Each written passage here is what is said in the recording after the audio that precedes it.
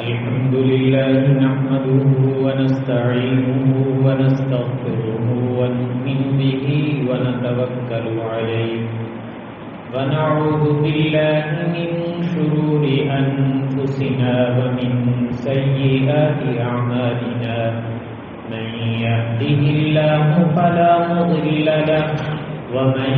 يضلله فلا هادي له ونشهد أن لا إله إلا الله وحده لا شريك له ونشهد أن سيدنا ومولانا محمدا عبده ورسوله أما بعد فأعوذ بالله من الشيطان الرجيم بسم الله الرحمن الرحيم محمد رسول الله والذين معه أشداء على الكفار رحماء بينهم تراهم ركعا سجدا يبتغون فضلا من الله ورضوانا وقال النبي صلى الله عليه وسلم اللهم أعز الإسلام بعمر بن الخطاب أو بعمر بن هشام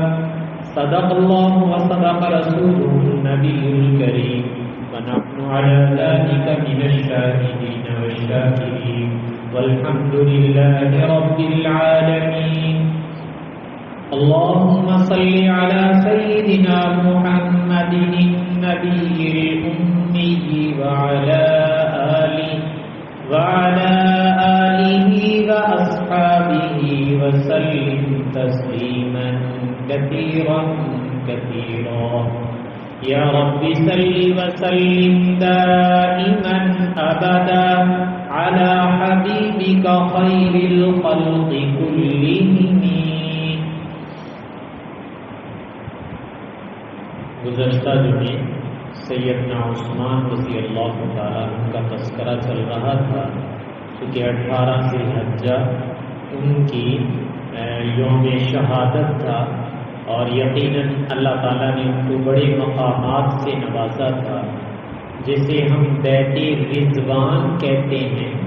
جس کا تذکرہ اللہ تعالیٰ نے قرآن پاک میں کیا ہے لقد رضی اللہ عن المؤمنین اذ یبایعونک تحت الشجرہ فعلم ما فی قلوبہم، کہ اللہ تعالیٰ ان تمام لوگوں سے راضی ہو گئے جو آپ کے ہاتھ پر ایک درخت کے نیچے بیعت کر رہے تھے، اور اللہ تعالیٰ ان کے دلوں میں جو جذبات تھے ان سے پورے طریقے سے واقف. اللہ کو سب علم تھا کہ یہ دلوں میں کتنے پاکیزہ ہیں، تو اسے بیت رضوان کہا جاتا ہے. جب آپ صلی اللہ علیہ وسلم عمرہ کرنے کی نیت سے مدینہ طیبہ سے مکہ مکرمہ گئے تھے سن 6 ہجری میں، تو مشرکین مکہ نے آپ کو مکہ میں داخل نہیں ہونے دیا تھا، تو آپس میں مذاکرات ہوئے تھے اور پھر اس کے بعد یہ طے کیا گیا تھا کہ آئندہ سال آپ لوگ آئیں گے اور صرف آپ کو 3 دن کی اجازت ہوگی، آپ 3 دن مکے میں ٹھہر سکیں گے اور عمرہ کر کے واپس چلے جائیں گے. یہ جو معاہدہ طے ہوا تھا اس کو صلح حدیبیہ کہتے ہیں. لیکن ان معاملات کے ابتداء طے کرنے کے لیے حضرت عثمان رضی اللہ تعالیٰ عنہ کو رسول پاک صلی اللہ علیہ وسلم نے اپنا سفیر قاصد، اپنا نائب صلح کے معاملات طے کرنے کے لیے ان کو بھیجا. اور جب وہ مکہ مکرمہ گئے ہیں معاملات طے کرنے کے لیے تو کئی دن گزر گئے تھے، تو مسلمانوں میں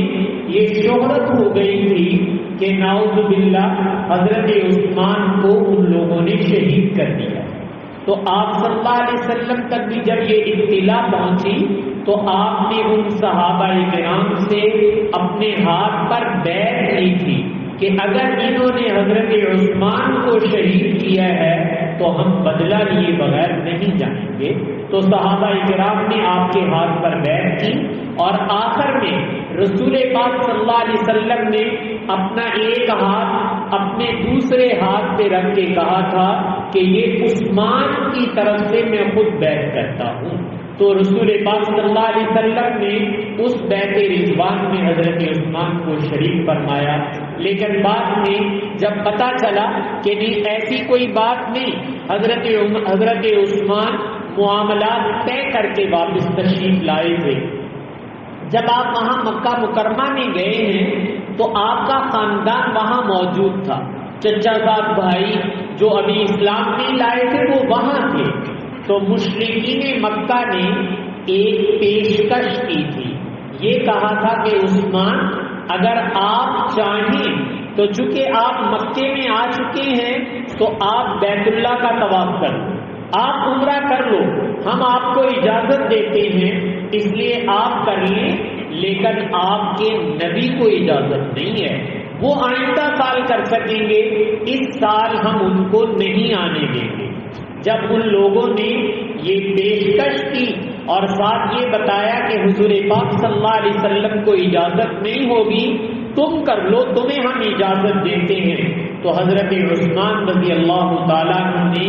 عمرہ کرنے سے انکار کر دیا۔ فرمایا یہ کیسے ممکن ہے کہ میں تو بیت اللہ کا طواف کروں اور میرے محبوب صلی اللہ علیہ وسلم کو روک دیا جائے،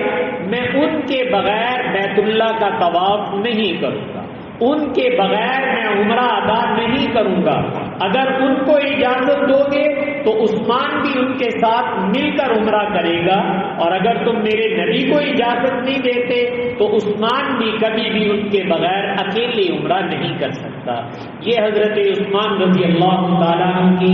محبت تھی جو رسول پاک صلی اللہ علیہ وسلم کے ساتھ اس کا اظہار کیا۔ بلکہ اسی سفر میں ایک واقعہ اور پیش آیا۔ حضرت عثمان رضی اللہ تعالیٰ عنہ جب معاملات طے کرنے کے لیے مشرکین مکہ کے جو سردار تھے ان کے ساتھ بات چیت کرنے کے لیے چلے ہیں، تو آپ کے چچا زاد بھائی جن کے پاس جا کر آپ ٹھہرے ہوئے تھے، انہوں نے کہا عثمان تم بھی اپنے خاندان کے سردار ہو، بڑے آدمی ہو، چودھری ہو، اور جن کے ساتھ بات کرنے جا رہے ہو وہ بھی بڑے رؤسا سرداران قریش ہیں، تو ہمارے علاقے کا رواج اور ہمارے خاندان کا رواج یہ ہے کہ جب وہ اپنی تہبند چادر باندھتے ہیں تو چادر ٹخنوں سے نیچے تک جاتی ہے، بلکہ زمین پر گھسٹتی ہوئی جاتی ہے تاکہ پتہ چلے کہ یہ بڑے چودھری صاحب ہیں، بڑا سردار ہے۔ تو تمہاری چادر تو ٹخنوں سے اوپر ہے، تو یہ تمہارے رواج کے خلاف ہے۔ تمہارا خاندان وہ اس طرح چادر نہیں باندھتا، وہ تو ٹخنوں سے بھی نیچے لٹکا کے رکھتا ہے، تم نے یہ کیا کیا ہوا ہے، ٹخنوں سے اوپر اپنی پنڈلی تک چادر باندھی ہوئی ہے، تو یہ تمہارے جو سرداران قریش ہیں ان کے بھی خلاف ہے اور تمہارے خاندان کے طریقے کے بھی خلاف ہے۔ تو تم چونکہ بات چیت کرنے جا رہے ہو تو ذرا اپنی تہبند کو نیچے لٹکاؤ تاکہ پتہ چلے کہ تم بھی سردار ہو۔ جب چچا زاد بھائی نے یہ جملہ کہا تو حضرت عثمان رضی اللہ تعالیٰ عنہ نے ایک تاریخی جملہ میرے اور آپ کے لیے کہا تھا۔ حضرت عثمان نے فرمایا لا ھکذا اذا رب صاحبنا، کہ جیسے تم کہتے ہو نا کہ بھئی یہ نیچے تک لٹکا دیا جائے، ایسے اب نہیں ہوگا، اس لیے کہ جیسے میں نے چادر باندھی ہوئی ہے اس طرح ہمارے محبوب صلی اللہ علیہ وسلم چادر باندھتے ہیں، آپ ٹخنوں سے نیچے نہیں لٹکاتے، اور جب سے ہم نے اپنے محبوب صلی اللہ علیہ وسلم کو دیکھ لیا ہے تو اب ہم اپنے خاندان کے رواج کو نہیں اپنائیں گے، اپنے علاقے کے رواج کو نہیں اپنائیں گے، بلکہ صرف اپنے محبوب صلی اللہ علیہ وسلم کے طریقے کو اپنائیں گے۔ اس لیے چادر اب یہ ٹخنوں سے اوپر رہے گی، کوئی ہمیں سردار مانے یا نہ مانے اس سے ہمیں بحث نہیں ہے، ہم نے اپنے محبوب صلی اللہ اللہ علیہ وسلم کو جس طرح چادر باندھتے دیکھا ہے اسی طریقے سے چادر باندھی۔ تو میں نے عرض کیا تھا کہ یہ حضرت عثمان رضی اللہ عنہ کا اظہار محبت تھا۔ جیسے اس مہینے میں حضرت عثمان رضی اللہ تعالیٰ عنہ کی شہادت ہے 18 ذی الحجہ کو، تو یہ مہینہ ختم ہو رہا ہے اور آگے اسلامی نیا سال شروع ہوتا ہے 1 محرم سے، جس کو ہم اسلامی سال کہتے ہیں، سن ہجری کہتے ہیں۔ تو مسلمان ان کی عبادات اور ان کی تاریخ وہ ہجری سال کے ساتھ متعلق ہے، یاد رکھیے گا۔ رسول پاک صلی اللہ علیہ وسلم جب مدینہ طیبہ تشریف لے گئے اور بعد میں سن کو طے کرنے کا معاملہ آیا کہ مسلمانوں کی تاریخ اور مسلمانوں کا سن وہ کہاں سے شروع ہونا چاہیے، تو صحابہ کرام کے اتفاق کے ساتھ یہ طے کیا گیا تھا کہ ہجرت سے شروع کیا جائے۔ جب مسلمانوں نے مکہ مکرمہ سے مدینہ طیبہ ہجرت کی تھی، اپنے گھر بار کو چھوڑا تھا، تو یہاں سے مسلمانوں کے سن ہجری کا آغاز کیا گیا ہے۔ تو مسلمانوں کا سن وہ ہجری ہے،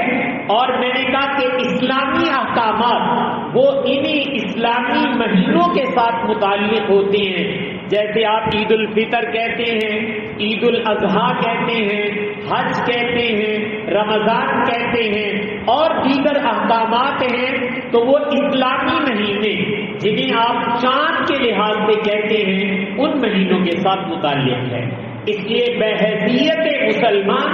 ہمیں اپنے اسلامی سن اور اسلامی تاریخ سے وابستہ رہنا چاہیے، تاکہ ہمیں پتہ چلے کہ مسلمانوں کی تاریخ وہ کون سے سن اور کون سے مہینوں کے ساتھ وابستہ ہے۔ تو میں نے کہا محرم الحرام یہ اسلامی سال کا پہلا مہینہ ہوتا ہے، یہاں سے مسلمانوں کا سن ہجری شروع ہوتا ہے، اور اللہ تعالیٰ نے اس کے ساتھ ہمارے دین کے بہت سارے احکامات کو وابستہ کیا۔ 1 محرم الحرام میں نے کہا کہ یہ حضرت عمر رضی اللہ تعالیٰ عنہ کی شہادت کا دن ہے۔ آپ کی شہادت وہ 1 محرم الحرام کو ہے۔ آپ کی سوانی اس کو بھی تذکرہ کیا جائے گا، لیکن اس سے پہلے رسول پاک صلی اللہ علیہ وسلم نے جو حضرت عمر رضی اللہ تعالیٰ عنہ کے بارے میں خوشخبریاں دی تھی، مبشرات جنہیں کہا جاتا ہے، میں کچھ ان کا تذکرہ کرنا چاہتا ہوں۔ اللہ تعالیٰ نے حضرت عمر رضی اللہ تعالیٰ عنہ کو زمانہ جاہلیت میں بھی بڑا دبدبہ بھی دیا تھا، عقل اور فہم بھی عطا کی تھی، اور بڑے زیرک قسم کے انسان تھے۔ تو رسول پاک صلی اللہ علیہ وسلم نے ایک موقع پر اللہ تعالیٰ سے دعا مانگی، اللہم اعز الاسلام بعمر بن الخطاب، اے اللہ تو اسلام کو سر بلندی عطا فرما، اسلام کو شان و شوکت عطا فرما عمر بن خطاب کے اسلام کے ذریعے سے، کہ اگر عمر خطاب کا بیٹا مسلمان ہو جائے تو اس سے مسلمانوں کو طاقت ملے گی، مسلمانوں کو قوت ملے گی، اسلام کا غلبہ ہو جائے گا۔ اور حضرت عمر کے مقابلے میں دوسرا شخص تھا جس کا نام تو عمر بن ہشام ہے، لیکن جسے میں اور آپ ابو جہل کہتے ہیں۔ تو ابو جہل جو ہے اس کا بھی آپ نے نام لیا کہ یا اللہ یا عمر کو ہدایت دے دے اور یا عمر بن ہشام کو ہدایت دے دے۔ اللہ تعالیٰ نے رسول پاک صلی اللہ علیہ وسلم کی یہ دعا حضرت عمر کے حق میں قبول فرمائی، اور اللہ تعالیٰ نے رسول پاک صلی اللہ علیہ وسلم کی اس دعا کی برکت سے جو آپ نے اللہ سے مانگی تھی، اللہم اعز الاسلام بعمر بن الخطاب، یا اللہ اسلام کو سربلندی عطا فرما عمر بن خطاب کے اسلام کے ذریعے سے، تو اللہ تعالیٰ نے یہ دعا قبول کی، اور اللہ تعالیٰ نے حضرت عمر کو اسلام کی دولت سے سرفراز فرمایا۔ اگر یہ کہا جائے تو بیجا نہیں ہے کہ حضرت عمر رضی اللہ تعالیٰ عنہ وہ میرے نبی پاک صلی اللہ علیہ وسلم کی مراد تھے، آپ نے اللہ سے مانگ کر لیا تھا کہ یا اللہ عمر مجھے دے دیجئے گا اور اس کو اسلام کی توفیق عطا فرمائیے گا. تو رسول پاک صلی اللہ علیہ وسلم کی دعا قبول ہوئی اور اللہ تعالیٰ نے حضرت عمر رضی اللہ تعالیٰ عنہ کو اسلام کی دولت سے سرفراز فرمایا. اللہ تعالیٰ کے علم میں تھا کہ اس شخص سے دین کا کام لیا جائے اور اللہ تعالیٰ نے صرف یہی نہیں کہ آپ کی زبان مبارک سے دعا اور کچھ مبشرات سنائی، بلکہ پہلی جو آسمانی کتابیں اتری ہیں تورات، انجیل، زبور، ان آسمانی کتابوں میں دو تذکرے ملتے ہیں. ایک تذکرہ سرور کونین صلی اللہ علیہ وسلم کا ہے،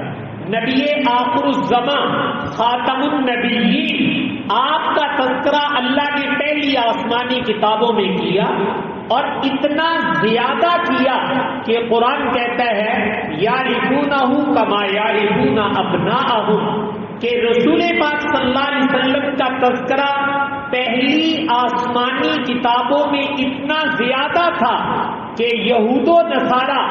وہ رسول پاک صلی اللہ علیہ وسلم کو اس طرح پہچانتے تھے کہ یہ اللہ کے آخری نبی ہیں جیسے کوئی شخص اپنے بیٹے کو پہچانا کرتا ہے. پہچاننے میں اللہ نے کوئی شبہ نہیں رہنے دیا تھا. آپ صلی اللہ علیہ وسلم کی آمد سے پہلے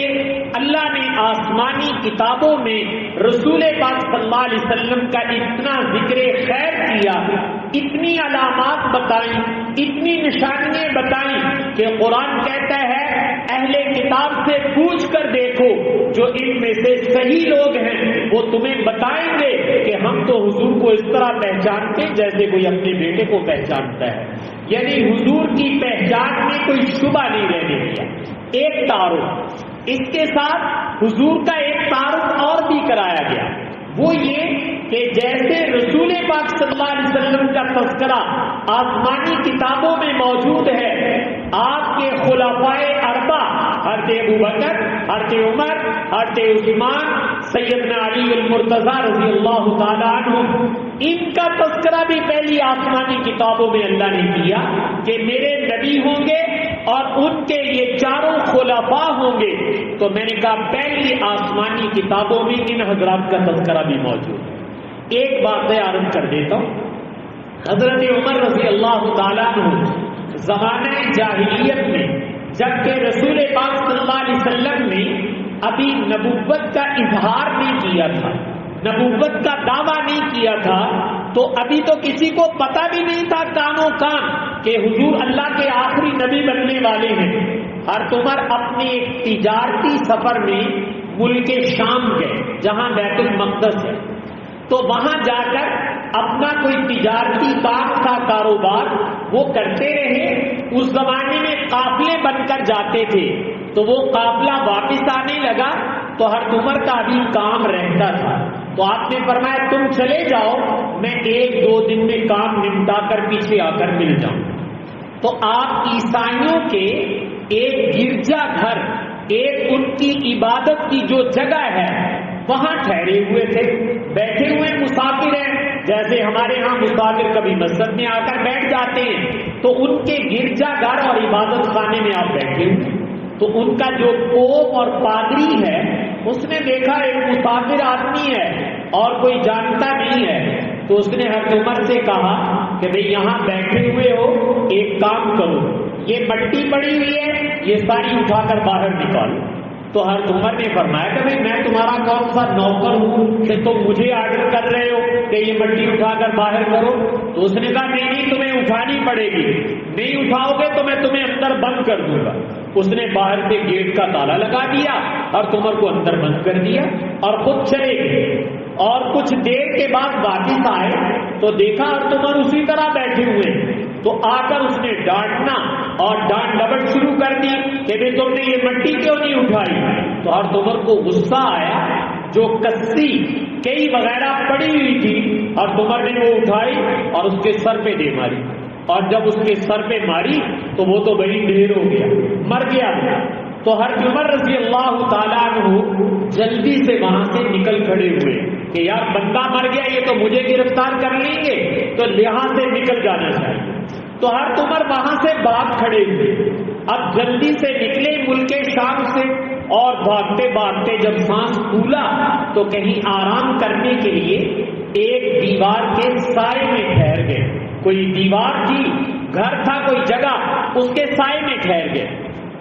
آپ وہاں سائے میں بیٹھے ہوئے ہیں، کچھ دیر کے بعد اندر سے ایک راہب نکلا،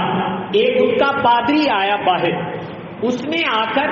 ایک کتاب کھولی اور اس کو دیکھنا شروع کیا، اور حضرت عمر کو بھی دیکھنا شروع کیا۔ کہا اندر آ جاؤ، مسافر لگتے ہو۔ کہا ہاں۔ اندر لے گیا، پانی والی پلایا۔ جب سب کچھ اطمینان ہو گیا تو کہا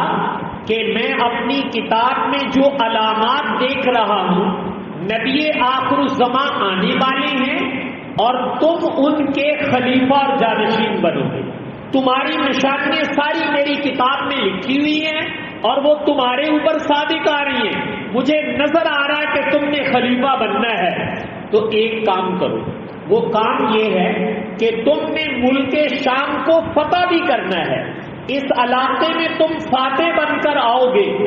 یہ جو میرا عبادت خانہ ہے، یہ گرجا گھر ہے، یہ مجھے لکھ کے دے دو کہ یہ میرے سے نہیں لوگے، یہ مجھے دے دو گے۔ ایسے کرو، ایک چمڑے کے اوپر لکھ دو۔ تو حضرت عمر سے جب اس نے یہ بات کی تو حضرت عمر کو بڑا تعجب ہوا کہ میں تو اپنی جان کے لالے پڑے ہوئے ہیں، جان بچانے کے لیے بھاگ رہا ہوں، اور تم کہہ رہے ہو کہ تم نے یہاں فاتح بن کے آنا ہے اور تم یہاں کے حاکم بنو گے۔ کہاں ہم مکے کے بدو اور کہاں یہ لوگ اتنے ڈیولپ جو اعلیٰ قسم کی حکومتیں کرنے والے، ہم کہاں فاتح بن سکتے ہیں؟ لیکن چونکہ وہ جان نہیں چھوڑ رہا تھا تو حضرت عمر نے اس کے چمڑے کے اوپر لکھ دیا کہ اچھا اگر میں یہاں فاتح بن کے آیا تو میں یہ جگہ تمہیں دے دوں گا، اور نیچے اپنے دستخط کر دیے۔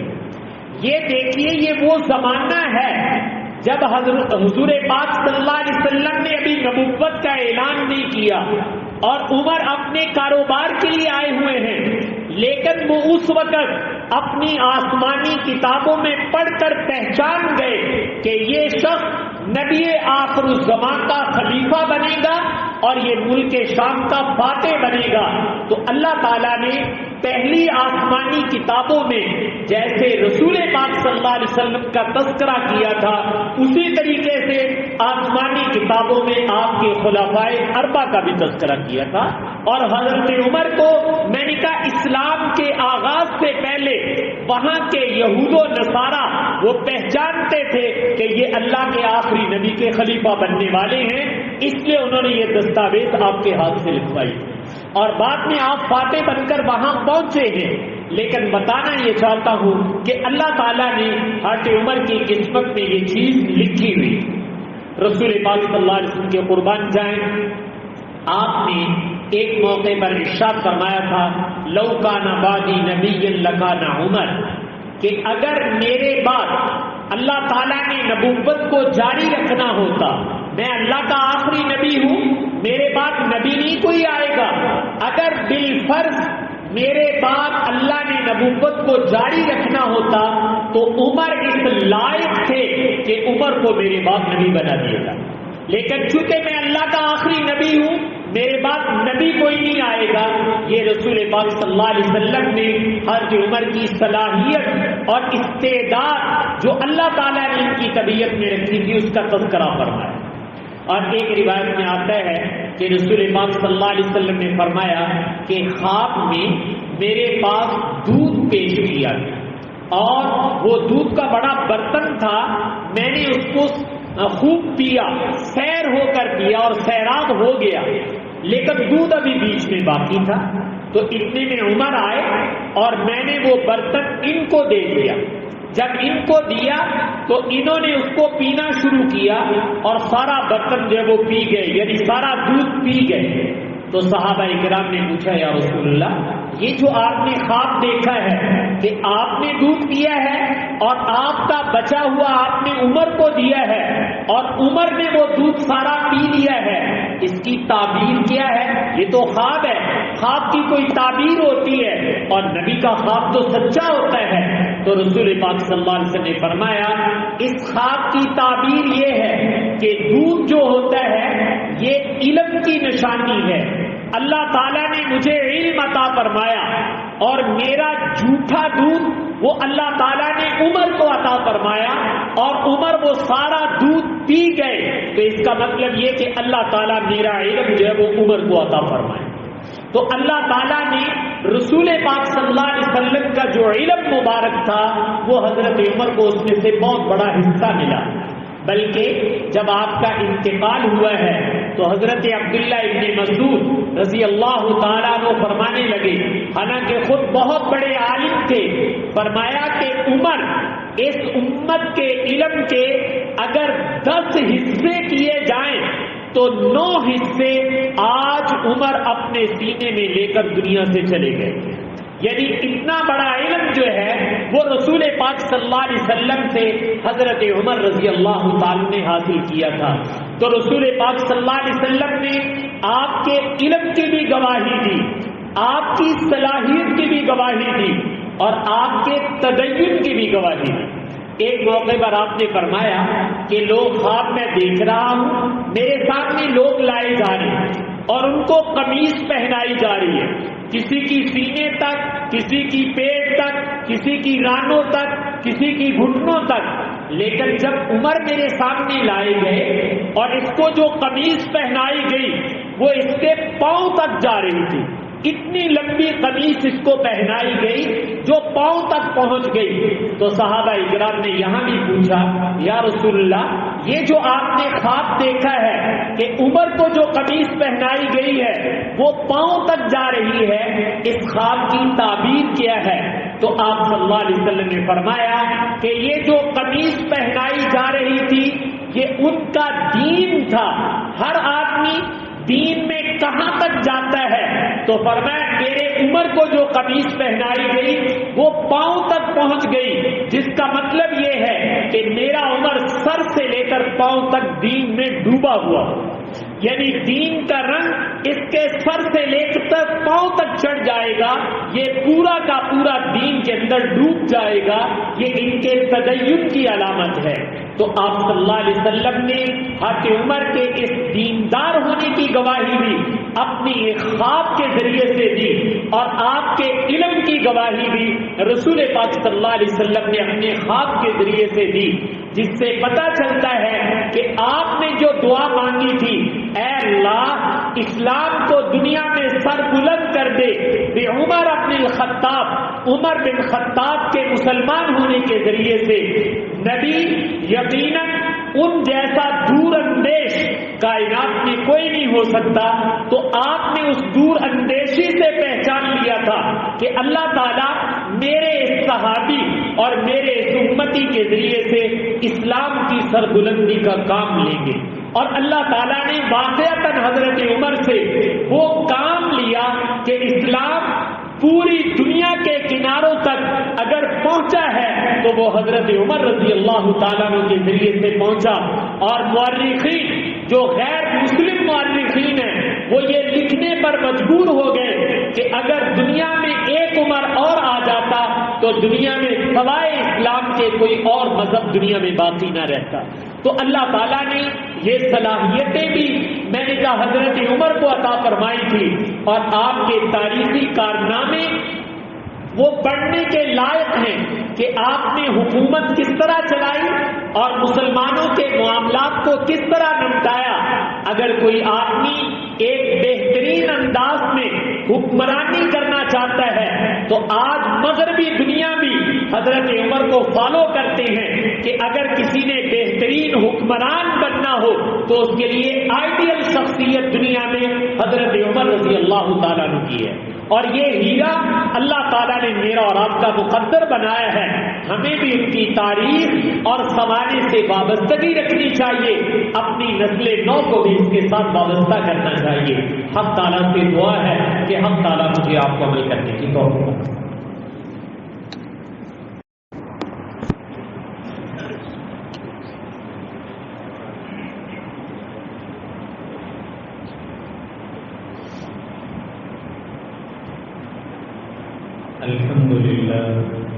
الحمد لله نحمده ونستعينه ونستغفره ونؤمن به ونتوكل عليه ونعوذ بالله من شرور